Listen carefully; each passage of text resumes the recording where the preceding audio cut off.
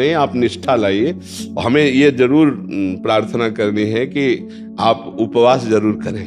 शरीर स्वास्थ्य के लिए और निर्मलता के लिए इसकी बहुत आवश्यकता है। गुरुजी पहले बहुत किया है, पहले हफ्ते में 3-3 दिन करते। नहीं किया ही नहीं है। अगर पहले किया होता तो डर कैसे लगता अब जैसे जैसे उम्र बढ़ रही है, व्रत का ऐसा हो गया, आलू और उसका सिंघाड़े का।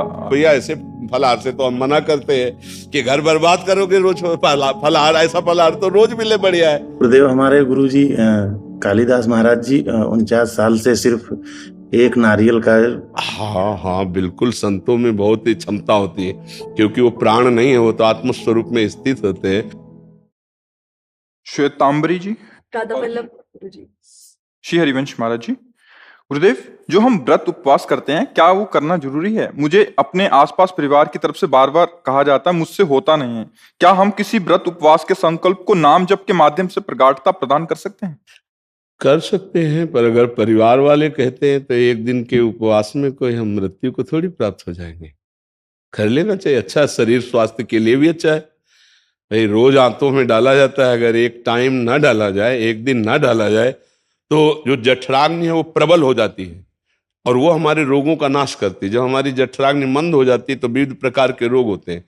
तो हमें लगता है कि महीने में 2 बार या 4 बार सबको व्रत रहना चाहिए, सबको भूखा रहना चाहिए। हफ्ते में 1 बार रख ले या 15 दिन में 1 बार रख ले, इसमें क्या जाता है? क्यों, किसका? हाँ, तो इसमें क्या जाता है? क्या आप एक टाइम थोड़ा फल लेकर के एक दिन भूखे नहीं रह सकते? कई बार बहुत कोशिश करती हूँ, कई बार तो ऐसे ही हो जाता है, पर जब हम दिमाग से सोच लेते हैं कि आज व्रत रखना है, उस दिन नहीं खाते बनता है। उस दिन ऐसा होता ही नहीं है कि मैं कर पाऊँ। बहुत परेशान हो जाती हूँ। कोई परेशानी का विषय नहीं, चूंकि आप शरीर भाव में है और शरीर को अपना स्वरूप मानते हैं, इसलिए आप भ्रमित हैं कि बिना भोजन के नहीं रह सकते। कई कई दिन भोजन न होने पर भी कभी उदासी थोड़ी आई। साधु के जीवन में तो ऐसा होता है। गुरुजी कई बार ऐसा होता है कि हम काम में बिजी हैं और नहीं खाया एक दिन पूरा, पता ही नहीं पड़ता, पर जिस दिन पता है कि हाँ हाँ, ये मन की चाल है और कोई बात नहीं। आप निष्ठा लाइए। हमें ये जरूर प्रार्थना करनी है कि आप उपवास जरूर करें। शरीर स्वास्थ्य के लिए और निर्मलता के लिए इसकी बहुत आवश्यकता है। एक हफ्ते में कोई दिन रख लें या 15 दिन में रख लें, इसका अभ्यास रखना चाहिए। इससे शरीर स्वस्थ होता है और मन भी पवित्र होता है। जब भूख का कष्ट होता है ना, तो फिर मन के पाप नष्ट होते हैं। उपवास के द्वारा बहुत जल्दी पाप नष्ट होते हैं। भगवान शिव की प्राप्ति के लिए माता जी ने सूखे पत्ते खाना प्रारंभ कर दिया, तभी अपर्णा नाम पड़ा। बिल्व के पत्र जो सूखे गिरते थे वही उठा के पा लेती, रात दिन भजन करती, तो शिव जी मिल गए। तो देखो, अगर कष्ट सहोगी तो कष्टों का नाश हो जाएगा। जो आगामी आने वाले कष्ट हैं उनसे लड़ने के लिए आपके पास पावर हो जाएगा। व्रत है, नाम जप है, तीर्थ याटन है, साधु सेवा है, गौ सेवा, ये आपके पास सुकृत है। ये आपके पास वो बल है जिससे आप लड़ सकते हो जगत में। अब लोग जो है पापाचरण करते, धर्म करते नहीं, तो नष्ट भ्रष्ट होते चले जाते। 4 दिन ऐसे चमके, मिट्टिया मेट हो गया। धर्म करो तो धीरे धीरे आप बलवान बन जाओगे।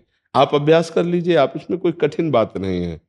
क्यों, 15 दिन में 1 दिन को उपवास के लिए शाम टाइम कुछ पा लीजिए, सुबह थोड़ा जल पी लीजिए। उपवास करके ये बहुत अच्छा लगता है। गुरुजी पहले बहुत किया है, पहले हफ्ते में 3-3 दिन करते। नहीं किया ही नहीं है। अगर पहले किया होता तो डर कैसे लगता अब जैसे जैसे उम्र बढ़ रही है भाई, व्रत का ऐसा हो गया, आलू और उसका सिंघाड़े का। हाँ नहीं, आजकल तो व्रत क्या होता है, एक मनोरंजन हो जाता है। नहीं, वो व्रत नहीं रहना चाहिए। वो व्रत हम नहीं कह रहे भाई। ऐसे तो रोटी दाल से काम चल जाएगा। वो जो कूटू होता है बड़ा महंगा होता है, कूटू की पूड़ी, हाँ, और सिंघाड़े का हलवा, ऐसे नहीं। और वो समाज के चावल की खीर, ये सब महंगी चीजें हैं। और अंगूर और सेव संतरा, भैया ऐसे फलाहार से तो हम मना करते हैं कि घर बर्बाद करोगे रोज फलाहार। ऐसा फलाहार तो रोज मिले बढ़िया है। फलाहार का मतलब होता है आज हम व्रत हैं तो 12 बजे तक तो कुछ खाया पिया नहीं। 12 बजे थोड़ा जल पी लिया और शाम के 4 बजे कुछ फल आदि थोड़ा सा डाल लिया और बस रात्रि में कुछ नहीं लिया।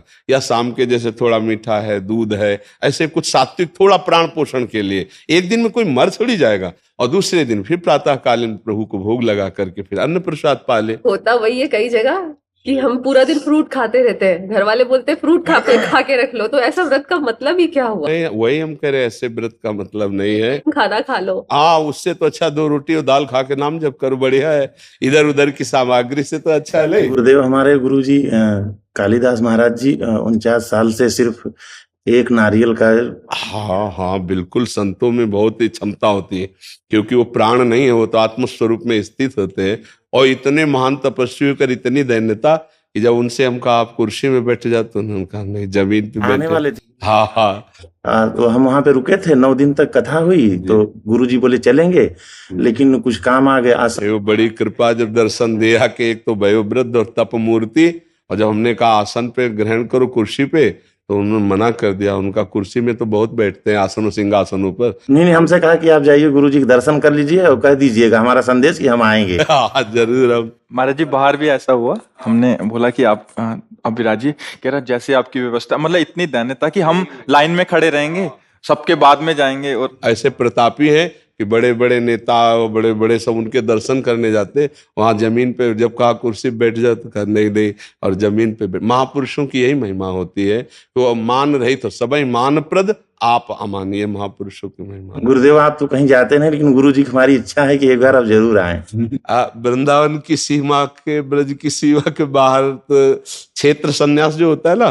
वो यही होता है। तो गुरु कृपा से धाम का आजीवन मरण पर्यंत वास, कि कुछ भी हो जाए, अंग अंग कट जाए, पर तो गुरु जी हम हमेशा दर्शन कर सकते हैं आगे। कभी आओ, आपका स्वागत है, हृदय से स्वागत है।